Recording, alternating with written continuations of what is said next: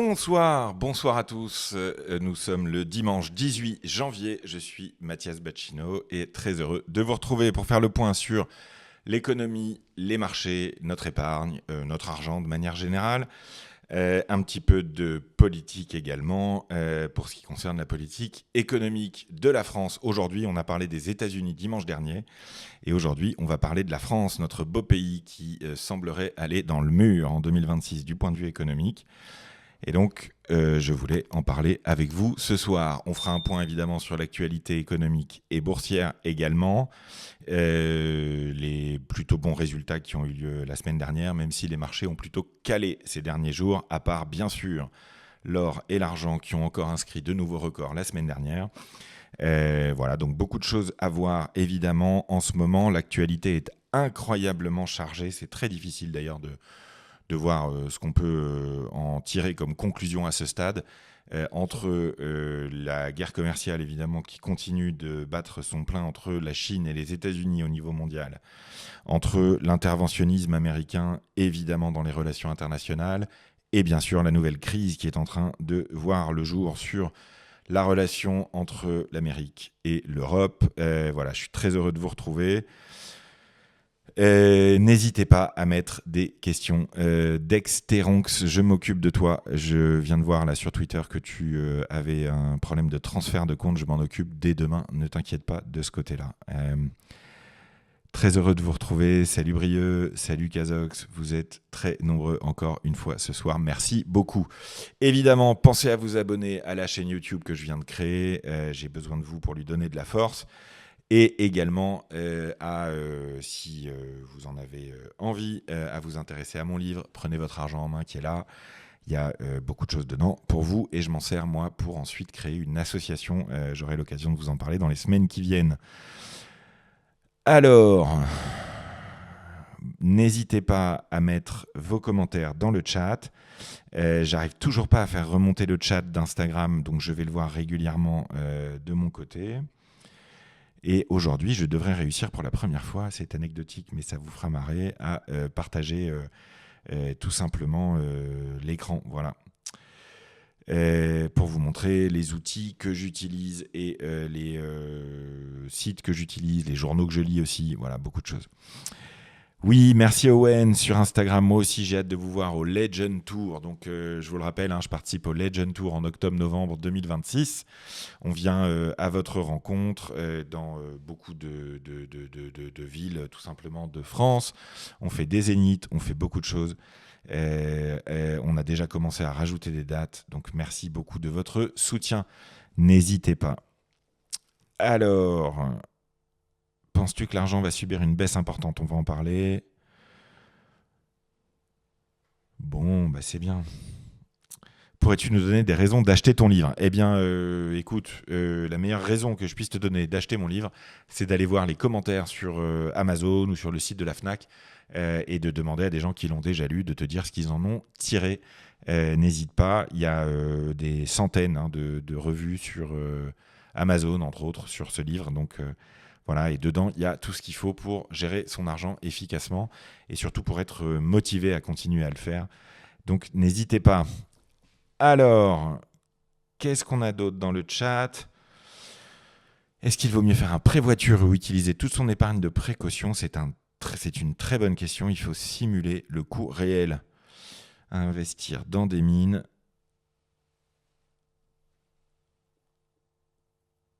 Ok. Surpondérer le Nasdaq et le S&P 500. Ok, une ouverture dans le rouge lundi à prévoir, oui, probablement, vu l'état actuel des relations internationales.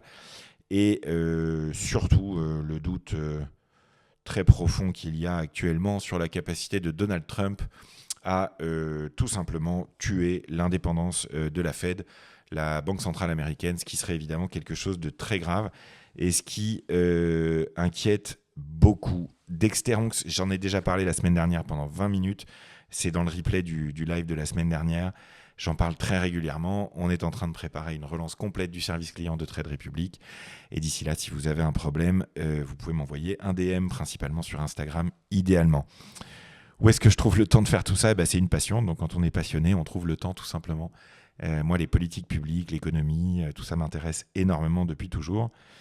Et du coup, j'ai pas l'impression d'y consacrer du temps. Et puis vous aider m'intéresse beaucoup aussi depuis 2-3 ans que j'ai découvert les réseaux sociaux. Donc je suis très heureux de pouvoir consacrer du temps à ça. Alors, on va commencer ce live. Donc n'hésitez pas à mettre vos questions. Avec plaisir, Hervé, sur YouTube. Allez, n'hésitez pas à mettre vos questions donc, dans le chat. Je reprendrai toutes les questions ensuite. On va commencer par faire un petit point sur la bourse de manière générale. Ensuite, je vous ferai un plus gros point sur la France qui va dans le mur probablement à court terme, mais aussi et surtout à long terme. Et donc, je voudrais décrypter un peu tout ça avec vous. Promis, Dexteranx. Et parce qu'il y a beaucoup de populistes, tout simplement, qui nous parlent d'économie ces dernières années et qui racontent n'importe quoi. Il y a beaucoup de peur aussi. Ouais, James, je reviendrai sur la vidéo d'Arte. J'expliquerai ce qui s'est passé avec cette vidéo d'Arte. Allez, on commence. Donc, une première tentative. Est-ce que ça marche si je fais ça? Hop. Et hop. Voilà, j'y arrive à partager mon écran tout en affichant le chat. Donc, ça, c'est ce que moi j'utilise tous les vendredis, pendant le week-end et le lundi matin aussi, pour faire un point sur la semaine qui vient en bourse et la semaine passée.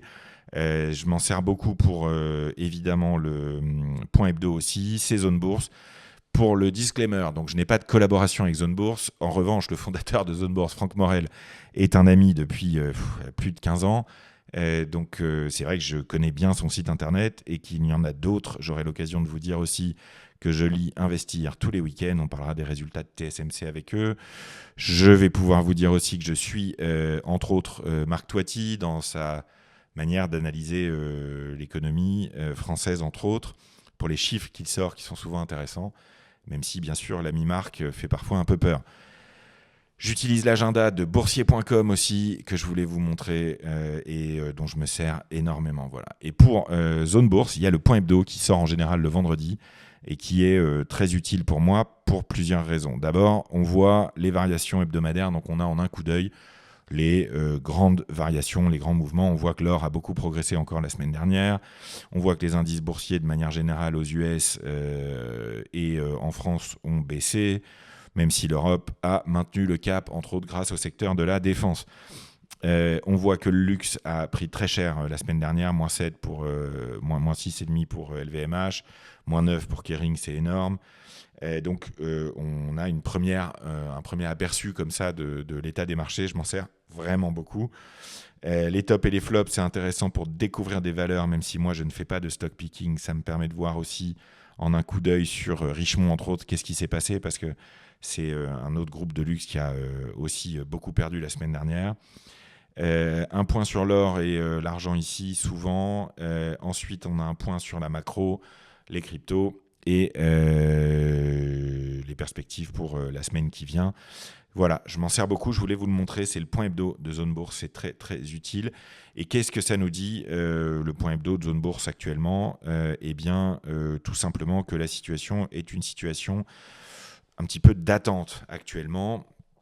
On a en fait pas mal de points qui posent question. C'est-à-dire qu'on ne sait pas si la Chine va réussir à soutenir suffisamment son économie en 2026. Ça pèse évidemment sur le luxe beaucoup. On ne sait pas non plus si les États-Unis vont, et on en a beaucoup parlé la semaine dernière, si les États-Unis vont réussir à prendre ce virage avec des droits de douane très élevés dans la durée, avec une inflation qui reste élevée, ce qui rend le travail de la Banque centrale américaine extrêmement difficile. On ne sait pas non plus, évidemment, si le plan de relance allemand, qui est essentiel pour 2026 et 2027, va porter ses fruits ou si ça va être un coup d'épée dans l'eau à 500 milliards d'euros, ce qui serait évidemment très embêtant.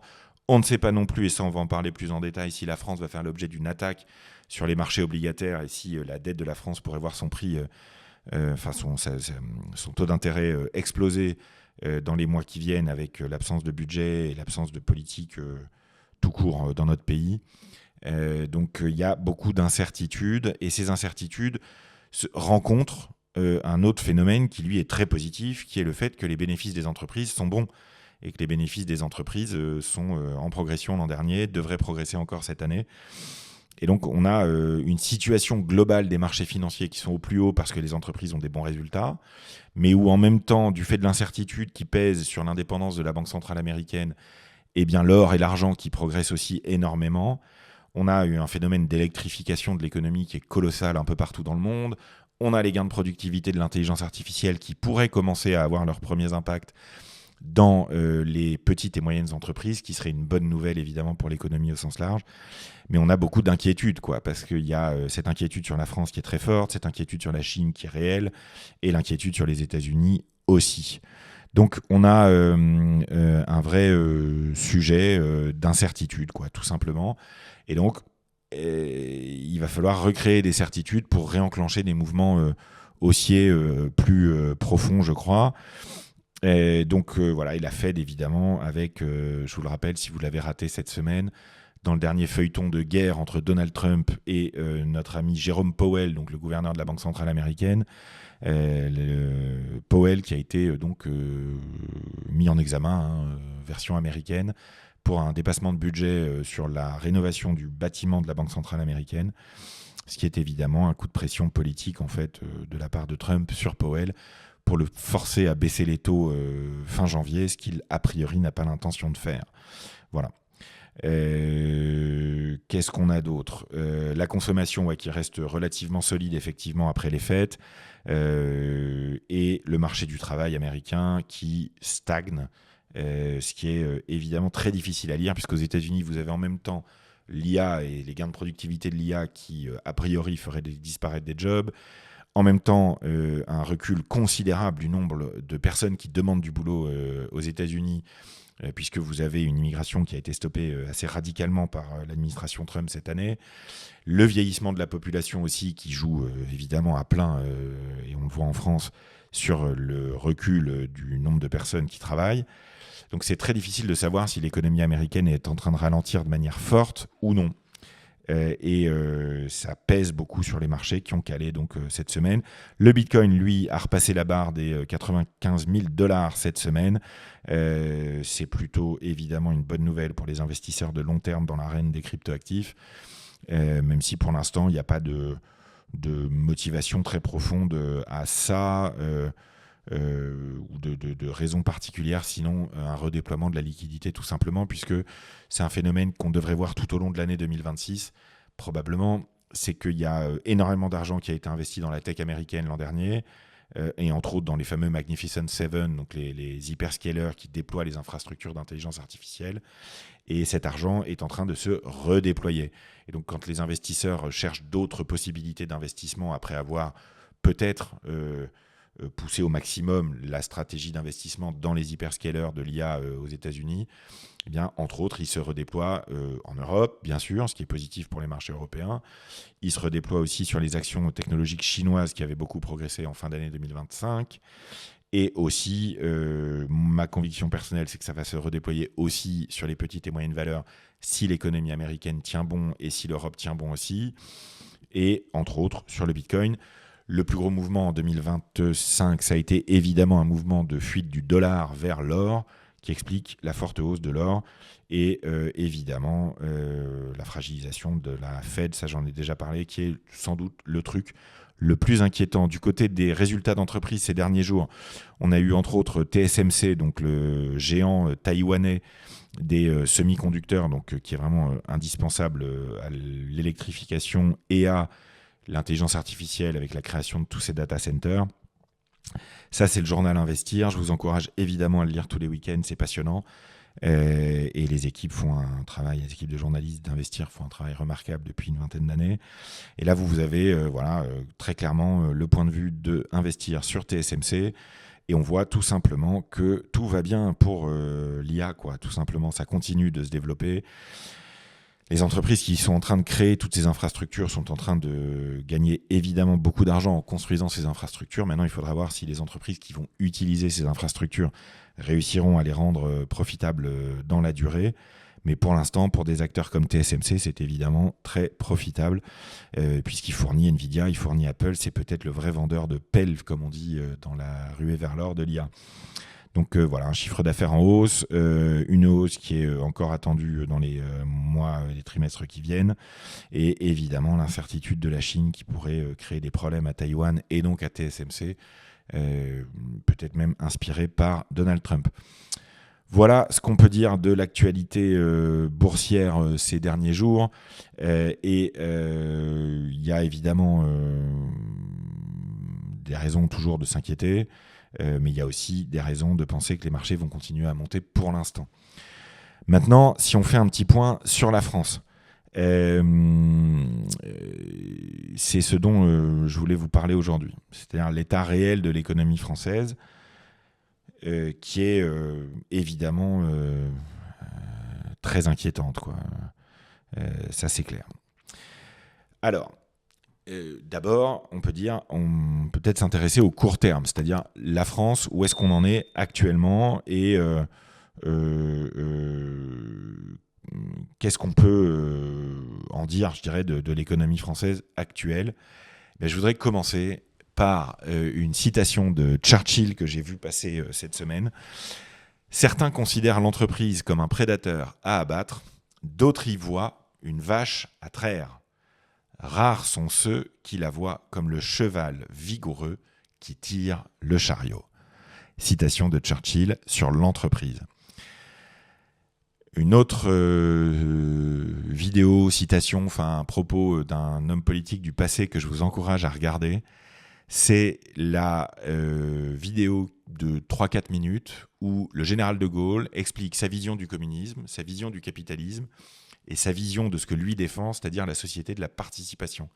Et c'est très intéressant, je trouve, dans sa manière de réconcilier ces grandes idéologies qui ont causé beaucoup de dommages. Le communisme a causé évidemment beaucoup de dommages dans l'histoire de l'humanité, à l'humanité tout court, et le capitalisme a causé beaucoup de dommages, entre autres, à la nature ces dernières décennies et à notre environnement de manière générale, et le général de Gaulle le résume assez bien.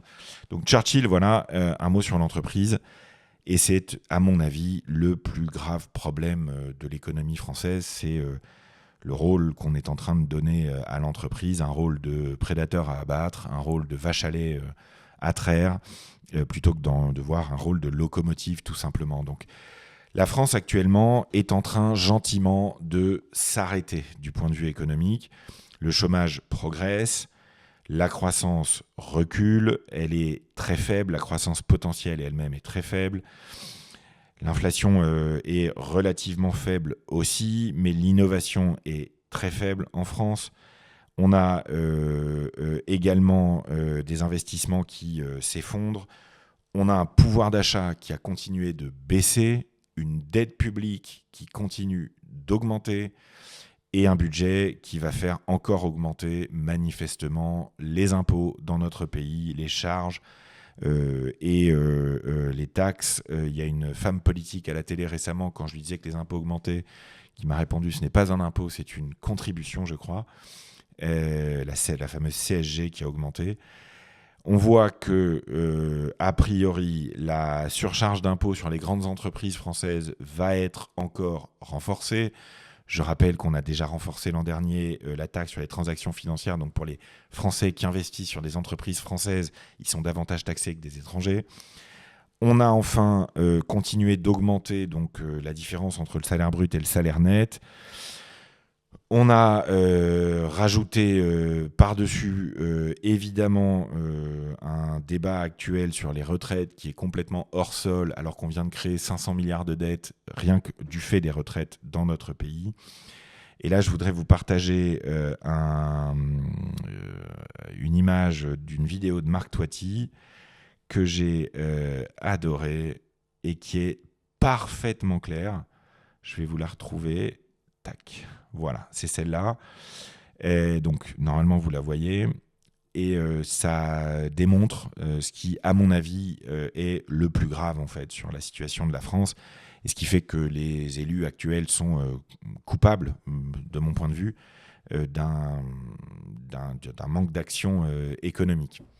Donc vous avez des milliers de milliards d'euros de dette en France. Et la dette, quand elle est contractée, un jour, il faut la rembourser.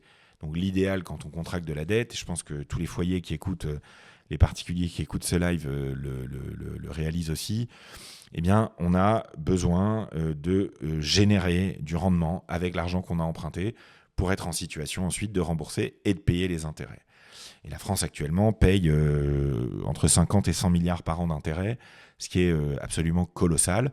Et tout le problème qui est très bien pointé par Marc ici, c'est qu'on a une dette publique qui a explosé. Là, il mentionne le chiffre de 1000 milliards, alors que le PIB, lui, n'a augmenté que de 500 milliards. Donc, qu'est-ce que ça veut dire ?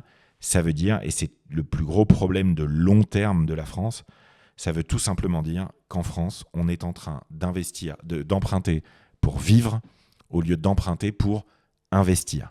Cette année, dans tout le budget du gouvernement français, il n'y a que 20 milliards d'euros d'investissement. C'est évidemment beaucoup trop faible. Et on voit les industries continuer à fermer, les normes continuer à augmenter et les impôts également continuer à augmenter.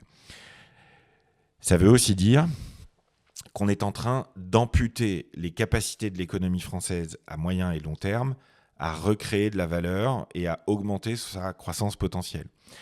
Donc on a dans les grands classements internationaux, je vais juste faire quelques rappels. Donc déjà, la recherche et le développement et l'innovation. On est passé en 1990 de 2% à peu près du PIB consacré à la recherche et au développement. On est actuellement à 2,2%. Il faut imaginer que la Corée du Sud est à 5%, que les États-Unis sont à 3,5%, le Japon à 3,5%, l'Allemagne, qui pourtant n'investit pas beaucoup, est à 3,1%, le Royaume-Uni, malgré le Brexit, est à 2,7%. Donc on est littéralement en train de sacrifier l'avenir en France parce qu'on arrête d'investir dans l'innovation, la R&D. Ça c'est évident et c'est un élément extrêmement grave. Entre autres parce qu'on tape les marges des entreprises aussi, tellement fort, avec tellement de fiscalité, une des plus élevées au monde, qu'on empêche les entreprises d'investir dans l'innovation et dans l'avenir. Ensuite, notre poids de manière générale dans le PIB mondial a baissé. On est passé de 4% et quelques en 90 à 2,2 actuellement.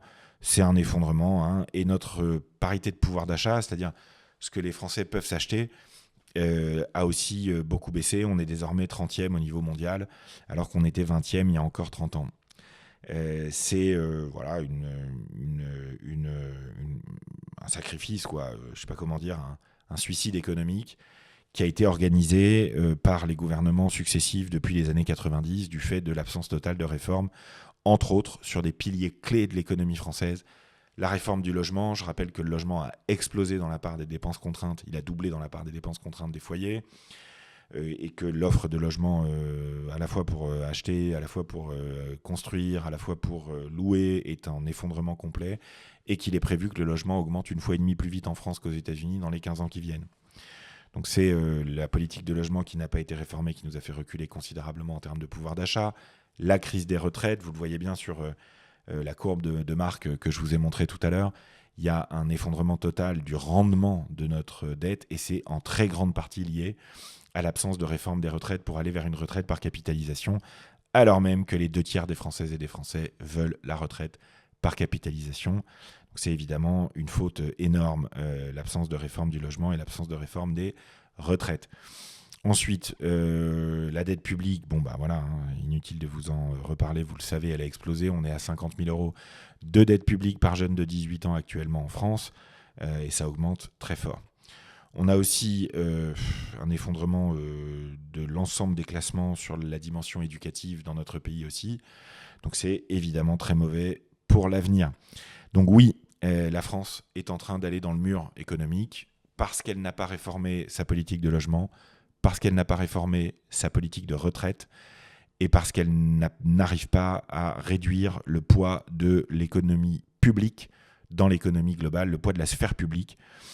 dans l'économie globale, ce qui est évidemment une catastrophe pour les entreprises qui sont, je le rappelle, un cheval qui tire le chariot et non pas une vache à lait à traire ou, comme le pensent certains de nos politiques, et qu'on n'a pas tout simplement continué d'investir dans l'avenir pour notre pays. Donc, à court terme, le grand débat, évidemment, c'est le débat du budget. Et dans le cadre du débat de budget, le Parlement n'a pas été capable de se mettre d'accord pour trouver un budget pour l'État. Il a trouvé un budget pour la sécurité sociale où, entre parenthèses, les épargnants et les investisseurs particuliers ont été sacrifiés. Et il n'arrive pas à trouver un budget pour l'État. Donc, ça a évidemment beaucoup d'impact. Je vous en ai parlé dans une vidéo consacrée à ce qui change en 2026. Mais à ce stade, on peut imaginer le scénario suivant, c'est-à-dire que le gouvernement et les groupes parlementaires du bloc central et des socialistes se mettent d'accord pour un budget par 49.3 ou par ordonnance. Il est donc évident que dans le cadre de ce budget, c'est un très bon point, Philippe, sur YouTube. On n'a pas réformé la classe politique non plus. Ouais. Et donc, un budget par ordonnance dans les jours ou les semaines qui viennent. Pourquoi ? Parce que la majorité des députés du bloc central ne veulent pas perdre leur job et donc ne veulent pas déclencher une élection anticipée avant 2027. Et que pour ça, et pour avoir le soutien du Parti socialiste au Parlement, ils sont obligés de donner des gages donc, aux socialistes qui souhaitent qu'on augmente les impôts sur les entreprises dans notre pays et qui ne souhaitent pas que l'on arrête de dépenser plus que ce que l'on gagne en tant que pays. Donc c'est évidemment un problème vraiment massif. Je rappelle que la croissance de l'Espagne cette année, ça devrait être à peu près 3 à 4 fois la croissance de la France. Donc nous, on est toujours paralysés de ce côté-là et il est très probable que le budget qui sortira des ordonnances ou du 49.3 sera un budget qui sera négatif pour l'économie française, malheureusement. Qu'est-ce que ça veut dire pour nous ? Qu'est-ce qu'on peut en tirer comme conclusion avant de passer à toutes vos questions ? La première conclusion qu'on doit en tirer, je pense, en tant que Français, c'est que l'on doit apprendre à mieux gérer notre argent nous-mêmes. C'est-à-dire que c'est indispensable. Il faut qu'on vienne compenser individuellement les erreurs de nos dirigeants, les erreurs collectives de nos dirigeants. Et à court terme, c'est une problématique de pouvoir d'achat, donc apprendre à augmenter ses revenus, à trouver des activités alternatives, si vous le souhaitez évidemment, ça va devenir une des seules clés possibles dans les années qui viennent pour augmenter son pouvoir d'achat, puisqu'il est très peu probable que les impôts baissent à court terme. Oui, Nathalie sur LinkedIn, c'est le fameux, effectivement, suicide organisé de la France économique, quoi. Et l'Europe n'est pas tant responsable que ça. C'est quand même les politiques français qui sont principalement responsables. Donc, apprendre à augmenter ses revenus, apprendre à rester compétitif dans un marché du travail qui va se durcir très probablement dans notre pays, apprendre à utiliser l'intelligence artificielle, c'est la première priorité que les classes moyennes devraient avoir, je crois, à court terme dans notre pays. L'autre priorité, c'est évidemment de mettre la pression sur les décideurs, donc les politiques, les banquiers, les assureurs, pour qu'ils évoluent et pour qu'ils changent tout simplement dans leur manière de faire de la politique et de construire une stratégie économique pour notre pays. L'autre aspect de la situation actuelle, c'est qu'il faut apprendre à diversifier. C'est hyper déprimant quand on regarde l'économie française actuellement, et les perspectives de moyen et de long terme avant qu'il y ait des réformes, évidemment, c'est très déprimant. Néanmoins, la semaine dernière, le CAC 40, lui, il a fait un record historique. Et il y a plein de pays dans le monde, l'Inde entre autres, sans doute la Chine, les États-Unis même, qui auront plus de croissance que nous. Et donc, des possibilités d'investir, évidemment, parce que quand notre pays arrête de créer de la valeur, et il y a d'autres pays dans le monde qui continuent d'en créer, il y a des petits bouts de France qui créent de la valeur aussi, il y a des secteurs d'activité qui créent de la valeur. Donc, apprendre à diversifier, ça va être le mot d'ordre clé de 2026 pour continuer de voir son propre patrimoine progresser, alors même que la capacité de la France à créer des richesses et de la valeur diminue. Ensuite, un autre élément essentiel, c'est évidemment de comprendre comment le plan de relance allemand dans les 2-3 ans qui viennent va soutenir ou non la France.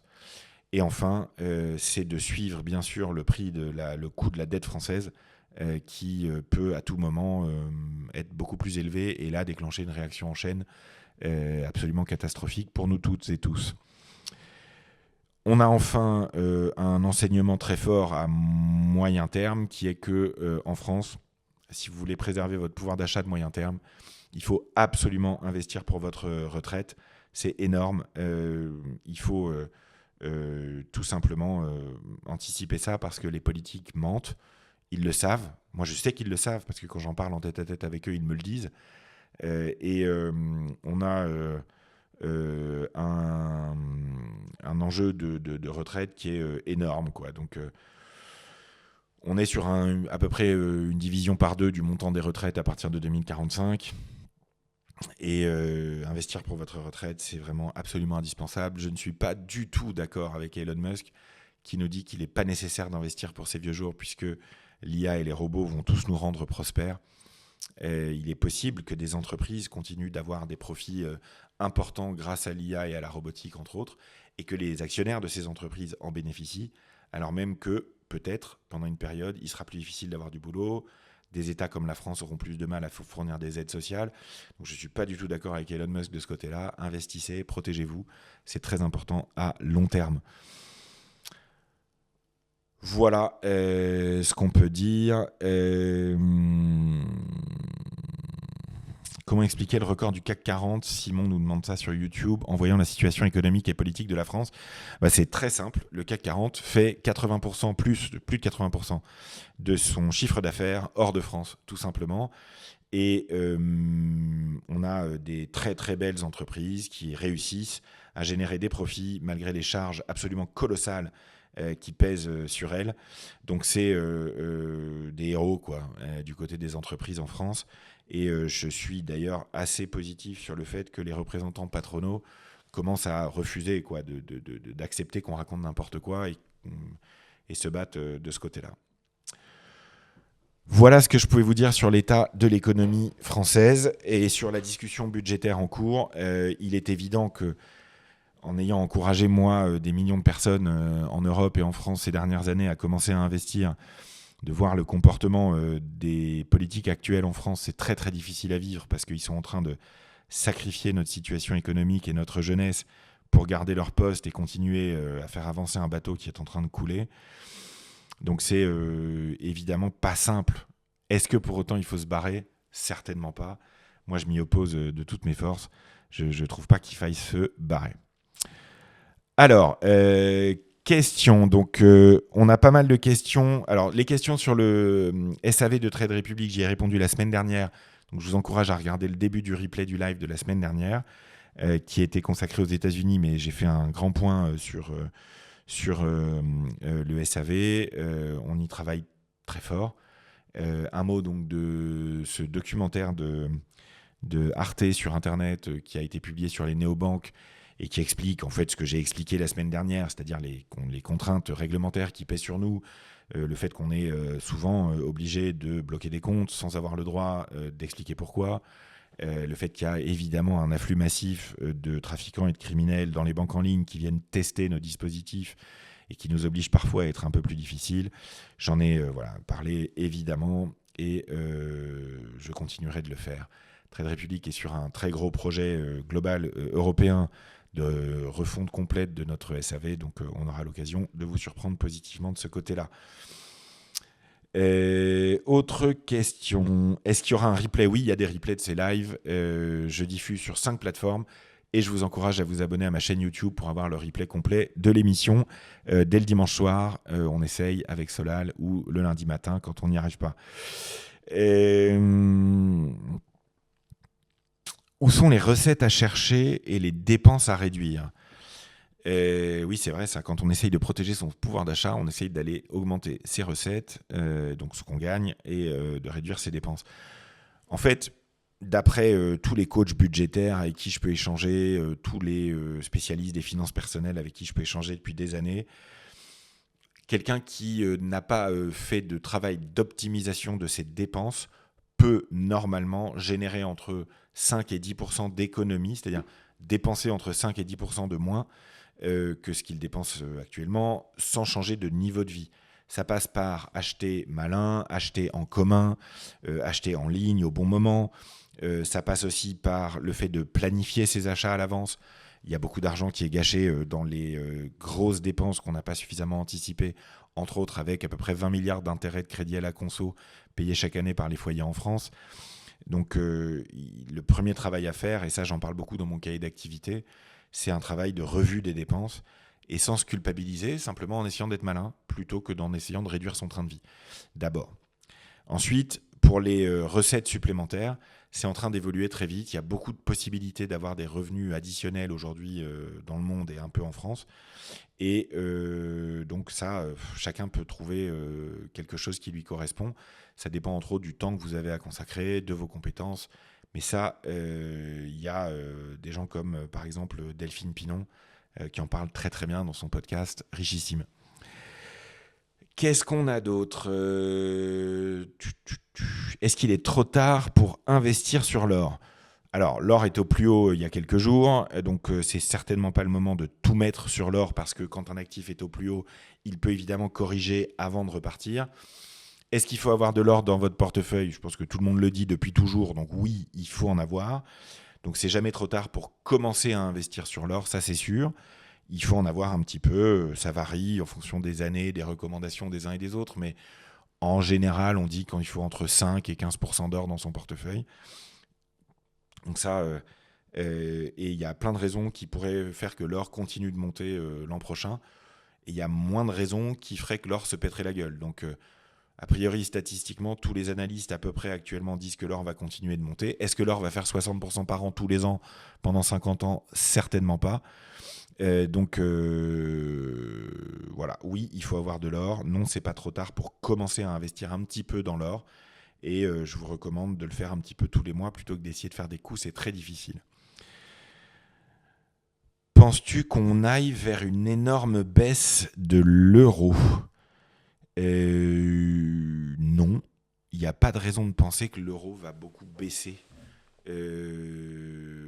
puisque l'Allemagne est quand même très solide du point de vue budgétaire, que l'Italie, l'Espagne, le Portugal et la Grèce sont plutôt dans la bonne direction, et que les catastrophes budgétaires françaises ne suffisent pas à plomber l'euro, d'autant plus que le dollar, lui, perd de la valeur, que l'euro a plutôt tendance à se renforcer.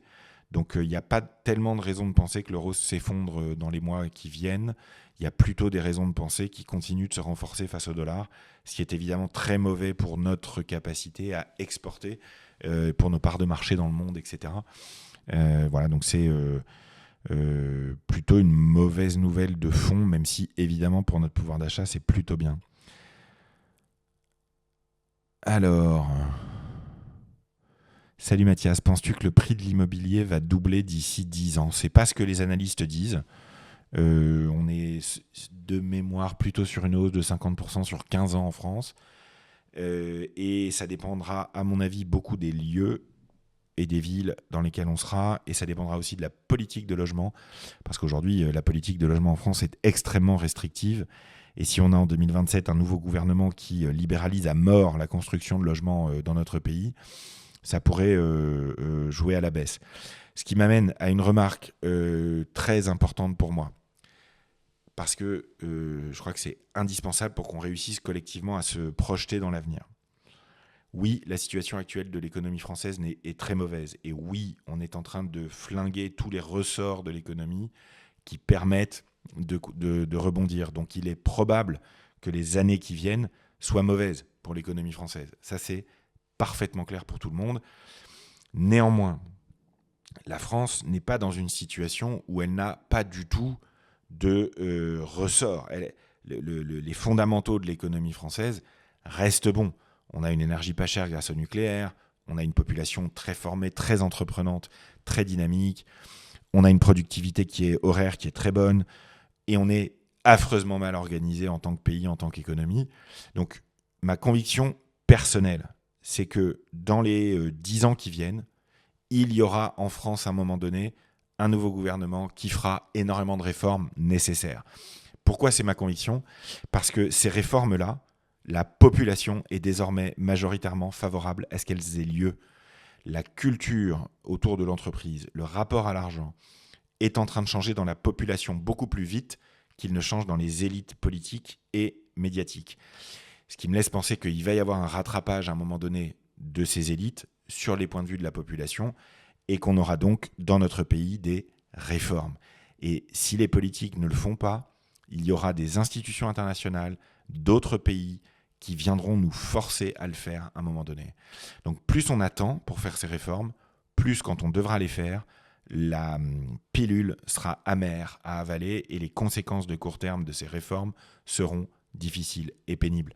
Il n'y a pas de cas où des phénomènes externes de l'économie nous permettent à nous, Français, de continuer à faire encore à ce point-là n'importe quoi pendant longtemps.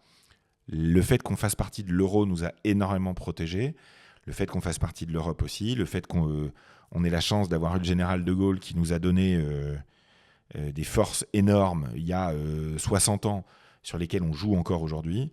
Mais là, ça va changer. Voilà. Donc je veux donner un message quand même d'espoir, parce que ces difficultés-là sont en train de faire changer la culture de la population et ça fera changer les décisions politiques à un moment donné.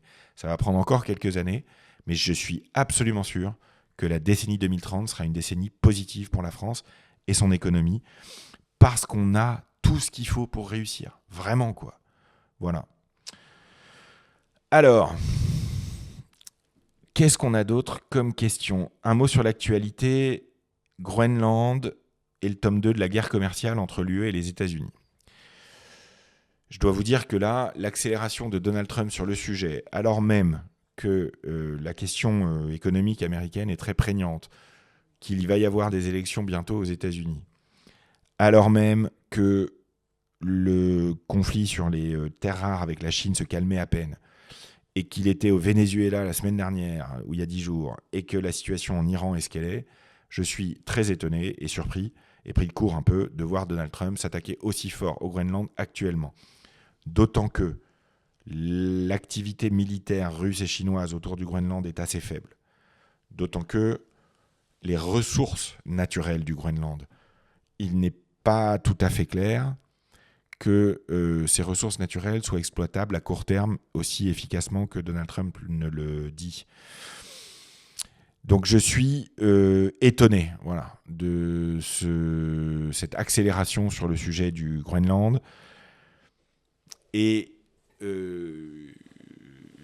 si je comprends bien la méthode de négociation très agressive de Donald Trump, eh bien, j'ai envie de penser que c'est une manière pour lui d'obliger les Européennes et les Européens à augmenter leur propre effort de défense et à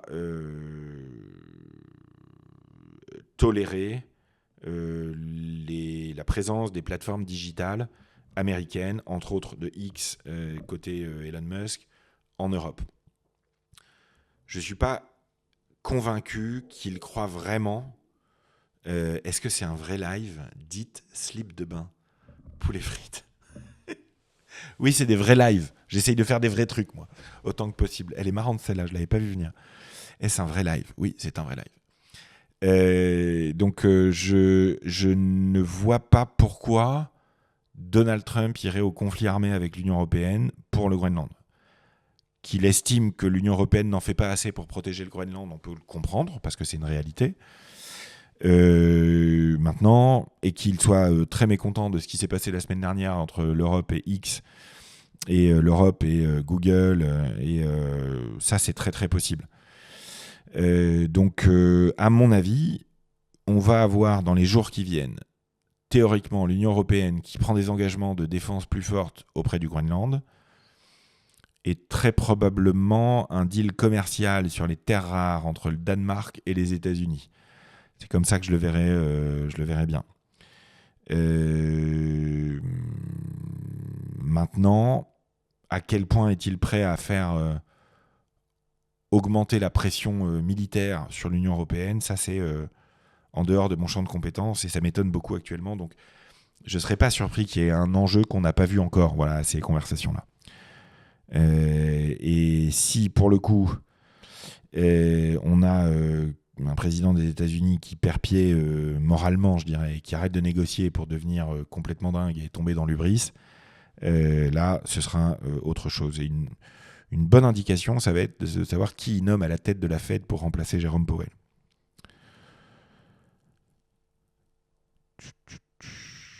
Oui, effectivement, Philippe, les USA ont déjà beaucoup de possibilités de construire des bases militaires au Groenland, donc c'est assez étonnant,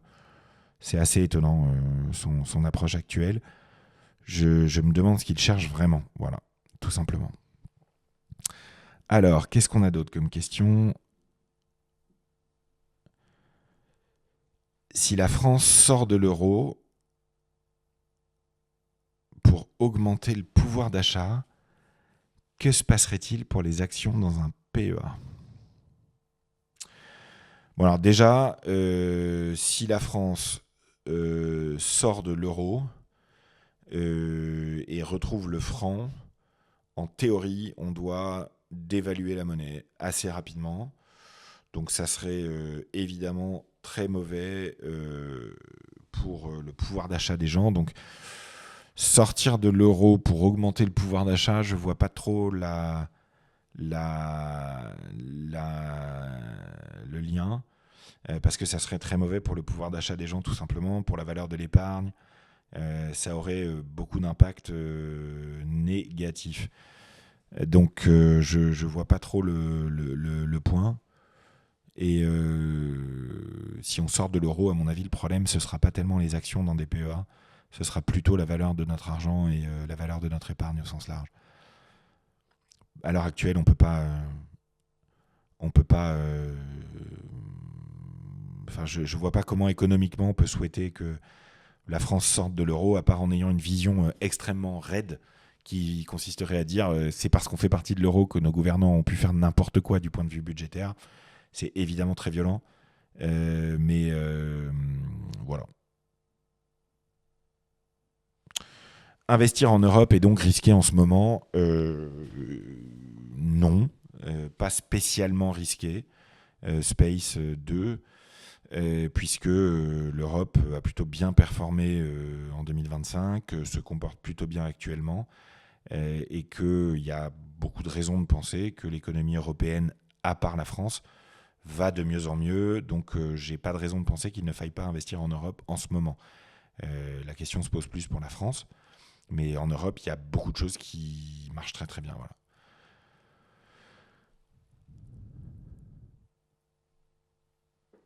Investir dans les OAT françaises, donc la dette française, est-ce que c'est une opportunité ? Alors, il faut faire attention évidemment avec les obligations, parce que les obligations, ce qu'il faut comprendre, c'est que le rendement augmente, mais le prix, donc la valeur de l'obligation, baisse. Donc si vous achetez aujourd'hui une obligation française et que vous voulez la revendre avant la date de fin, et que entre-temps, le rendement de cette obligation augmente parce que le risque a augmenté sur la France, la valeur que vous allez obtenir en revendant cette obligation sera plus faible. Donc il faut évidemment faire attention à ça en termes de trading d'obligations. C'est très très particulier. Ensuite, est-ce que on peut penser que prêter à la France à un taux d'intérêt élevé, alors que la France va très probablement quand même rembourser cette dette d'une manière ou d'une autre, eh bien, ça paraît effectivement être une bonne idée. D'ailleurs, il y a plus de 2000 milliards, je crois, d'euros investis dans des obligations françaises par les particuliers via les fonds en euros des contrats d'assurance vie. Donc, ça ne me paraît pas être complètement déconnant. Le Mercosur, eh bien, le traité donc, de libre-échange entre la zone économique d'Amérique latine, le Mercosur, et l'Europe, je ne sais pas quoi en penser parce que je n'ai pas creusé plus que ça le sujet. Personnellement, je sais que ça met très en colère les agriculteurs, évidemment, comme vous toutes et tous. Et je comprends que le traité au niveau européen, tel qu'il est construit actuellement, devrait être plutôt positif pour l'économie européenne au sens large. Mais je maintiens ce que j'ai dit dans l'interview que j'ai faite avec Parlons Finance, avec Hamza de Parlons Finance. Nous sommes les idiots utiles de la mondialisation. Donc, le problème n'est pas tellement qu'on signe un nouveau traité. Le problème, c'est qu'à l'heure actuelle, déjà, dans toutes nos relations internationales à peu près, on a tendance en Europe à se mettre dans une situation de de faiblesse dans chaque relation commerciale. Et on n'arrive pas à assumer une forme de force, et ce qui fait qu'on est les idiots utiles de la mondialisation. Donc c'est un vrai grave problème de l'Europe qui va au-delà du Mercosur. C'est qu'on a constamment surchargé nos entreprises, donc nos pays, de normes et d'impôts, alors que, et tout en facilitant l'accès à nos marchés pour l'étranger. Donc en gros, on ouvre le marché aux Chinois, aux Américains, au Brésil, à tous ces pays-là, mais nos entreprises à nous, elles ne peuvent plus lutter efficacement contre ces autres entreprises venues de l'étranger, parce que les nôtres, on les empêche, entre guillemets, via des normes absurdes pour beaucoup, et des impôts énormes, entre autres en France. Donc le sujet, pour moi, c'est pas tellement qu'on signe le Mercosur, le sujet, c'est qu'on revoie toutes nos relations commerciales pour les rééquilibrer, voilà. Alors, bravo EVLBF d'investir à 26 ans, tu as bien raison, c'est très très bien. Quelle différence y a-t-il entre l'alimentation par son compte bancaire ou par le compte espèce de TR pour un plan d'investissement programmé ?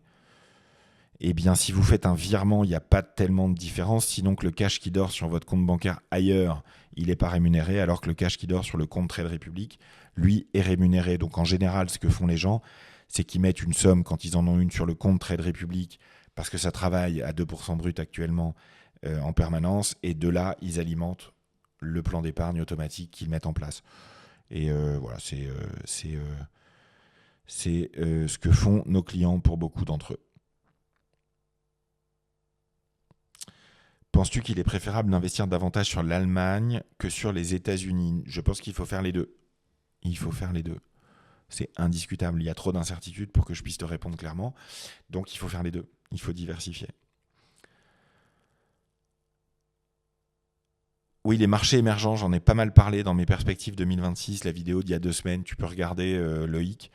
Il y a beaucoup d'analystes qui pensent que les marchés émergents vont très bien fonctionner en 2026-2027. Donc voilà, n'hésitez pas à diversifier avec les pays émergents aussi, sachant que nous, on est en train d'être un pays immergent qui coule. Mais le bateau coule, mais on discute de la couleur des rideaux, ça c'est clair.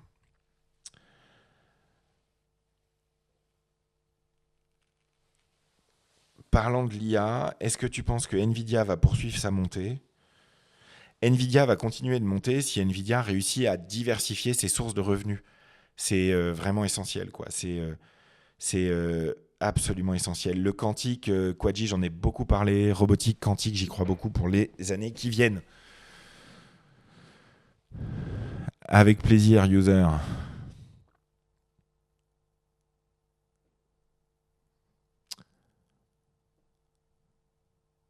Bon. Eh ben, on commence à être pas mal, là. Faut-il attendre 2027 pour acheter de l'immobilier ? Question d'Oussem. Le problème, c'est qu'actuellement en France, acheter de l'immobilier, c'est très difficile. Pour une raison simple, il y a peu d'offres et il y a surtout des crédits qui sont très très chers. Et il est probable qu'en 2027, les crédits immobiliers en France restent encore chers, quoi. Tant qu'on n'améliorera pas la situation budgétaire de la France et que les taux de la dette française ne baisseront pas, on aura énormément de mal à faire baisser les taux de crédit immobilier auprès des banques. Donc, est-ce qu'il faut attendre pour acheter de l'immobilier ? Ça dépend de ta situation beaucoup quand même. Beaucoup de gens pensent que certains types d'immobilier vont continuer de monter. Tu as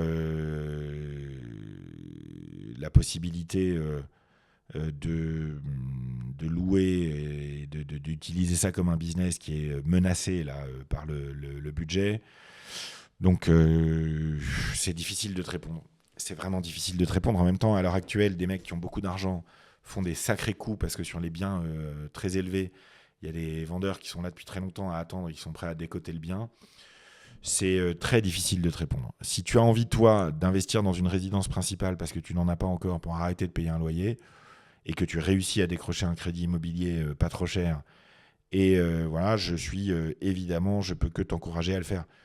Et si tu as un crédit à 1,65, Maxime, il vaut mieux le garder, je pense, actuellement.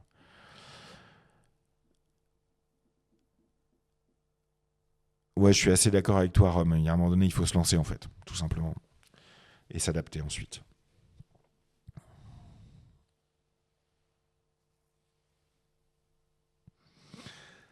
Avec plaisir, Yousli. Si tu as pu prendre ton argent en main, c'est pour ça que je fais tout ça, donc c'est très bien. Non, je ne prends pas mes distances avec Trade Republic du tout. C'est mon rôle qui a changé tout simplement au bout de 5 ans. Et j'ai besoin de me rapprocher aussi de ma famille. Donc non, je ne prends pas du tout mes distances avec Trade Republic. J'ai toujours tous mes titres Trade Republic. Je n'ai rien vendu et je continue de les accompagner de manière exclusive. Je suis absolument convaincu que Trade Republic va réussir dans les semaines qui viennent à réformer son service client. Et on a beaucoup d'autres innovations à apporter aux Européennes et aux Européens. Beaucoup de produits à lancer. Donc non, je ne prends pas du tout mes distances avec Trade Republic. Bien au contraire. D'ailleurs, vous voyez le maillot Kappa qui est derrière, les gants de boxe, on est toujours sur le ring, c'est juste mon rôle qui a changé, c'est tout. Et je ne m'éloigne pas de Trade Republic, mais en revanche, je me rapproche de vous, parce que j'ai un peu plus de temps pour créer des contenus, et ça me rend très heureux. Oui, j'ai vu que le marché saoudien avait été ouvert aux investisseurs étrangers. C'est une économie qui se développe, donc je vais regarder. J'ai pas suivi pour l'instant Abidi. Je peux pas te dire si il faut aller investir en Arabie Saoudite. Je pense que c'est aussi un pays qui, du point de vue des droits humains, laisse beaucoup de questions ouvertes. Donc chacun pourra voir midi à sa porte et décider si ça vaut le coup d'investir là-bas ou non. Pourquoi je ne deviens pas ministre de l'économie ? Parce que à l'heure actuelle, j'essaye d'avoir un impact positif sur l'économie française et sur votre vie en diffusant de l'éducation financière. Ce qu'en tant que ministre, évidemment, je ne pourrais pas faire, et je ne deviens pas ministre parce qu'on ne me l'a pas demandé aussi. Tout simplement, voilà. Et que je crois qu'on peut avoir plus d'impact actuellement en ayant une association, par exemple, comme celle que je vais bientôt lancer, ou en ayant des réseaux sociaux actifs, comme j'essaye de le faire ici avec vous. Voilà. Allez, qu'est-ce qu'on va suivre ? Peut-être un mot rapide quand même de l'agenda de la semaine. Et normalement, je fais ça. Après, je fais ça. Donc ça, c'est l'agenda de boursier.com. Boursier.com, dirigé par Didier Hameau, qui fait partie du groupe Investir. Didier, qui est un ami depuis plus de 10 ans et que j'embrasse d'ailleurs s'il écoute ce live. Donc l'agenda, qu'est-ce qu'on a ? D'abord, Wall Street qui est fermé demain, donc évidemment des volumes plus faibles sur les marchés. Le PIB chinois du 4e trimestre, même si les données chinoises sont en général manipulées, ça nous donne quand même une idée de l'état de l'économie chinoise, qui est évidemment très très important, puisqu'on a besoin que la Chine aille bien pour l'économie mondiale. L'IPC, donc l'inflation en zone euro, demain également, et on commence à revoir davantage de résultats d'entreprise, évidemment, même si lundi, il n'y aura pas grand-chose. Mardi, qu'est-ce qu'on a ? On a Alstom, on a Netflix, surtout, résultat annuel avant bourse, mardi. Très important pour le secteur, évidemment, du divertissement. On aura mercredi des infos sur l'immobilier aux États-Unis et des résultats, entre autres Johnson & Johnson, résultats annuels importants sur la consommation aux États-Unis. On aura Cisco aussi, toujours dans la tech. Intéressant. Le chômage américain, très important, jeudi 14h30. C'est important, le chômage et l'inflation américaine, pour savoir ce que va faire la Fed fin janvier. Ensuite, on aura toujours jeudi, qu'est-ce qu'on a d'autre ? J'avais vu aussi Intel, très important évidemment, l'État américain, les USA sont actionnaires. Procter & Gamble, toujours dans la consommation. Et vendredi, beaucoup d'indices PMI. Les indices PMI, c'est important parce que ça nous donne une idée de vers où est en train d'aller l'économie, soit dans un pays, soit au global. Ça nous donne une idée de l'industrie, c'est un indicateur avancé, quoi, qui nous donne une idée de comment l'économie est en train d'évoluer. Voilà. Et évidemment, en France, c'est pas bon. On aura aux US les PMI, ouais, ça va être vraiment important, ça. Aux US, comme on les a pas eu pendant longtemps. Et paiement de dividendes Oracle. Voilà pour la semaine, ce qu'on va avoir à se mettre sous la dent. Et bien sûr, continuer à suivre le feuilleton des droits de douane avec le Groenland. Et bien sûr, surtout peut-être pour nous directement, les suites de la discussion budgétaire en France, puisque on n'est pas à l'abri qu'un accord soit trouvé, qu'un budget par ordonnance soit validé, ou par 49.3 d'ailleurs, et que ce budget soit mauvais malheureusement pour toute l'année 2026 pour l'économie française. Voilà, ce qu'on pourrait souhaiter, évidemment, ça serait qu'on baisse les charges sociales et patronales en France pour que le salaire brut soit plus proche du salaire net. On pourrait souhaiter que l'État investisse emprunte pour investir et transforme notre système de retraite par répartition qui est en train de s'effondrer en système hybride incluant de la capitalisation. On pourrait aussi souhaiter que les entreprises en France ne soient plus les plus taxées au monde et retrouvent un peu de marge pour pouvoir elles-mêmes réinvestir davantage dans leur R&D, puisqu'on a beaucoup de talent en France. Voilà. Merci à toutes et à tous pour vos retours. Merci aussi pour tous les messages que je reçois. Et merci pour certains pour votre patience aussi face au service client de Trade Republic. Et n'hésitez pas, évidemment, à me faire des retours en commentaire de ces replays sur la chaîne YouTube. Abonnez-vous à la chaîne YouTube. Je vais bientôt vous proposer des vidéos plus longues aussi, au-delà des lives sur YouTube. N'hésitez pas. Et enfin, je vous donne rendez-vous chaque semaine, le mardi, juste avant 19h sur Sud Radio pour les essentiels de votre argent avec Oser Investir. Ma chronique hebdomadaire d'éducation financière. Le dimanche à 17h02 sur RTL avant les grosses têtes pour la Minute Argent et le live tous les dimanches à 18h bien sûr et sur Instagram tout au long de la semaine pour décrypter l'actualité en direct autant que de besoin. Pour les ETF, dernière remarque pour aujourd'hui, il y a le dernier bouquin du prince des ETF qui est disponible sur Amazon en auto-édition, le jeune Mathieu qui fait un boulot remarquable pour vous aider à y voir clair dans la grande liste d'ETF disponibles qui existent. Et donc, n'hésitez pas à aller voir du côté de son livre. Le Legend Tour sur legend-tour.fr pour prendre vos places et venir me rencontrer en octobre et en novembre 2026. Et n'hésitez pas à m'envoyer aussi des messages ou à commenter ces vidéos pour me dire de quoi vous voulez que je parle la semaine prochaine. Salut à tous et bon dimanche soir. Prenez soin de vous, prenez votre argent en main. Et si vous connaissez votre député, n'hésitez pas à lui dire ce que vous pensez du débat budgétaire actuel. Voilà. Je vous souhaite un bon dimanche soir et une bonne semaine. En avant, prenez votre argent en main et salut.